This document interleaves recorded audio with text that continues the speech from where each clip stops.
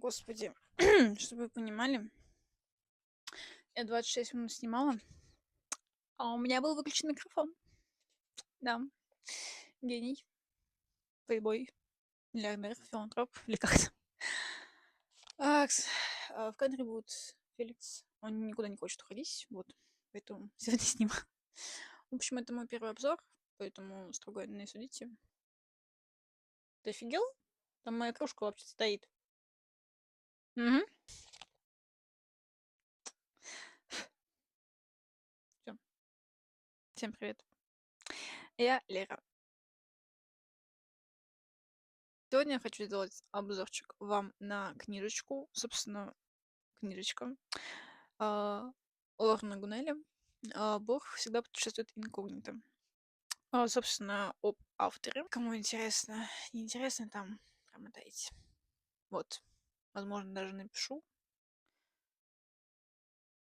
до какого момента промотать, если вам не интересно. Я посчитала, что важно написать об авторе, потому что столкнулась с хейтом его цитат. Поэтому, дабы какие-то вопросы, хотя бы часть вопросов устранить, я решила рассказать о нем. Лорен Гунель — французский писатель и также специалист по развитию личности. Он получил экономическое образование, поработал бухгалтером, его это не устроило, потому что, ну, как бы, прихоть родителей, сами понимаете. Вот. И он начал увлекаться психологией, философией, социологией. Пошел потом обучаться по этой всей теме в Калифорнийский университет, который, собственно, закончил. И как бы что, после всего этого работал по вопросам человеческих взаимоотношений, личностного и профессионального роста. То есть такой коуч. В 2000, да, в 2011 году он ушел в писательство. Вот. Особенность его творчества. В своих книгах он поднимает тему философии жизни, о смысле жизни, смерти, свободе, также какие-то социальные вопросы. Что еще? Элемент драмы и романтики. Ну, вообще, это первая вот книга из его, скажем так, творчества. Вот здесь не прям таки, чтобы много было романтики. Там есть моментик, но там ничего такого прям. Это вам, ну, не фэнтези. Да. Вот, драма, да, есть побольше, чем романтики, но не вся книга в этом.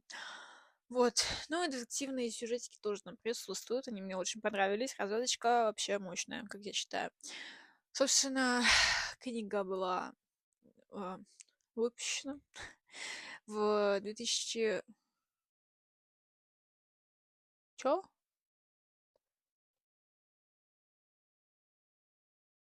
М? Меня любят. Я тебя тоже люблю. Небольшая ремарочка, короче. Это был пробник его в 2010 году, который стал очень известен по всему миру и даже получил премию вот такую, я не знаю, как это, ну, произносится пока что.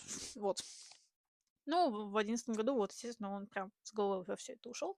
Попробовал, получилось, пошел дальше. Сам сюжет. Значит, у нас есть главный герой Алан, у которого в жизни все вообще не очень классно. Он работает а, бухгалтером, не бухгалтером. Короче, он обычный офисный работник. Вот. Ну, день сурка, он несчастен, у него всякие проблемки мелкие есть, которые у него не получается решить.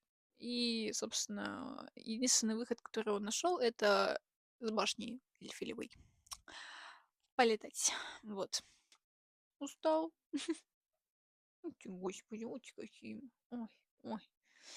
Он тоже почитать хочет, вот вы тоже почитайте. Ты мне решил все сдвинуть, да? Ты тоже хочешь сниматься. Я понимаю. Дитё мое, вот, да. Он прошел на Эйфелеву башню, начал, типа, решаться все это сделать, но тут ему попался таинственный незнакомец, который стоял, курил в стороночке, такой, типа, чё ты, типа, сигануть хочешь? Он такой, не мешайте.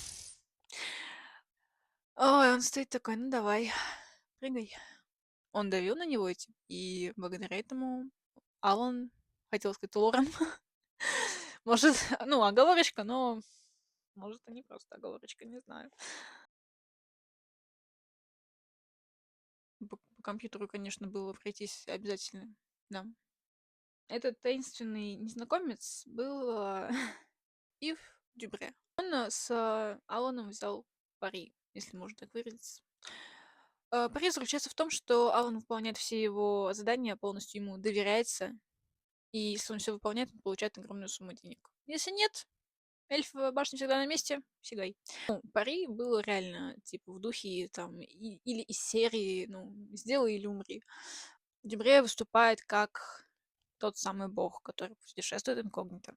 То есть, возможно, Алан как там говорил, что вот, типа, почему у всех так, у меня не так? Я вот тоже так хочу, а вот не могу я. Ну вот, жизнь послала ему человека, который создает ему ситуации, где ему нужно переселить себя, убрать какие-то свои блоки, зажимы. Короче, чтобы вырасти личностно. Он еще тогда сказал цитату: «Не существует мелких проблем, существуют мелкие личности».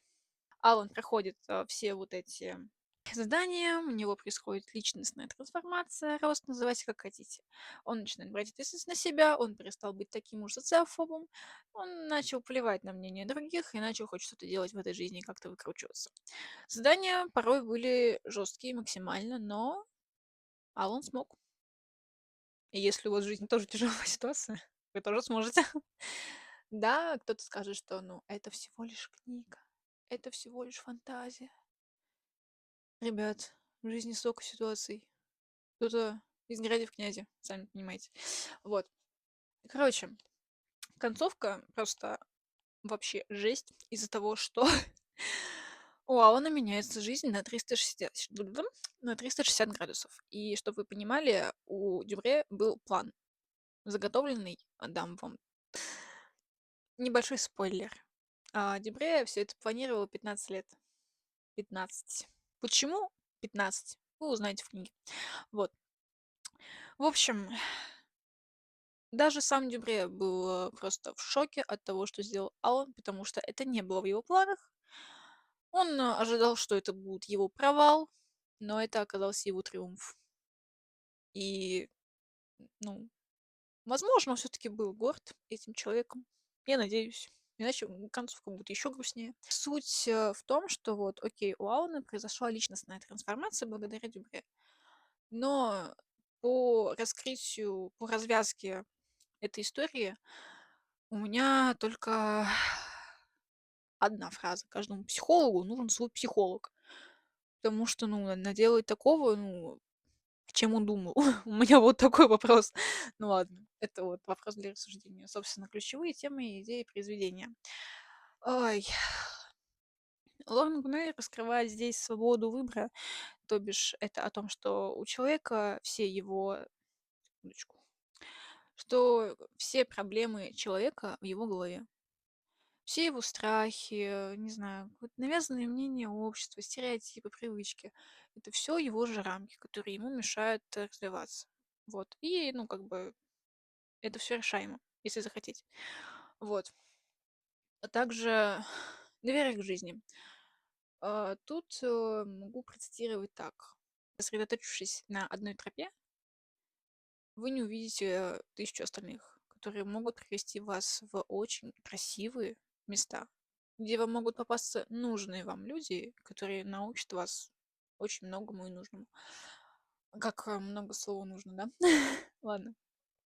В общем, суть в том, что контроль нужно отпускать. Если его не отпустить, у вас будет повышенный кортизольчик, а это потом денежку тратить. Кому оно надо? Никому. Вот, и вы, возможно, упустите кучу хороших возможностей. То бишь, отпустив контроль, по большей части, в своей жизни, вы можете такого наделать, такого повидать, не обязательно плохого.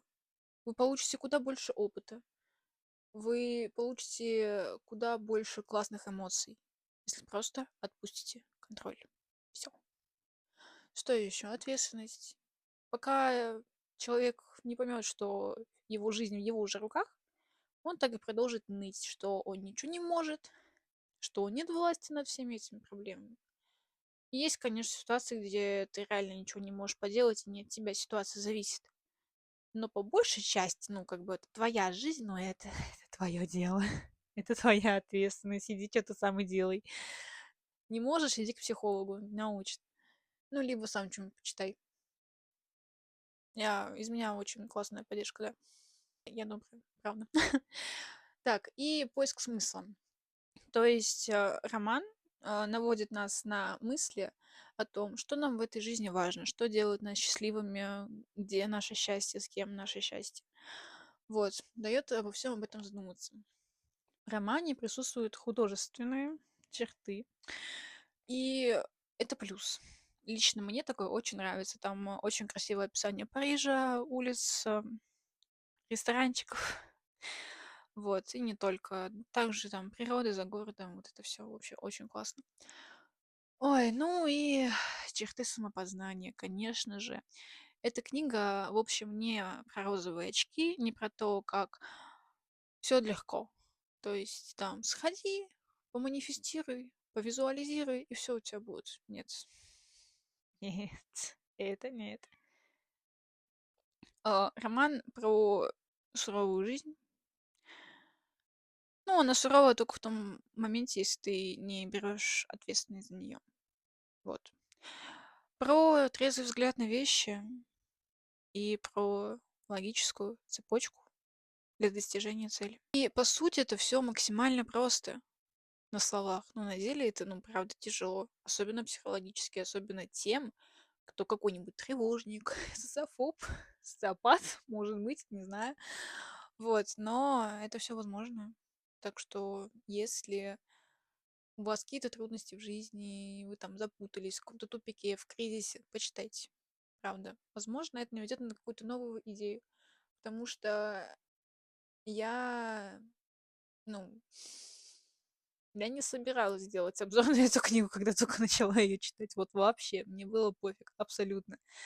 Да, я люблю читать, да, я люблю чем-то делиться, но чтобы сделать видос на YouTube, такого не было. Так что, ну, как вы понимаете, эффект, он как бы есть. Вот. Я надеюсь, вам было классно, потому что мне на самом деле было страшно. Ладно, вот. Читайте, набирайтесь опыта, делитесь опытом хорошим. Ну ладно. Ну, я имею в виду, что не негативьте. Выговориться окей, да, но не ныть, не негативьте, это к хорошему вас не приведет. Вот, поэтому всего вам хорошего. Я надеюсь, что вам очень понравилось. Если понравилось, то подписывайтесь, ставьте лайки. Вот, я надеюсь, что скоро будет еще один обзор. Цикл обзоров, если можно так сказать. Вот, да. Очень интересно получается, все складывается, чтобы вы понимали. Наверное, с конца марта я отпустила реально контроль над жизнью, и, ну, меня реально впечатляет. Мне нравится. Да, порой бывает жестко, не прикольно, но я расту, и мне это нравится. Ужас.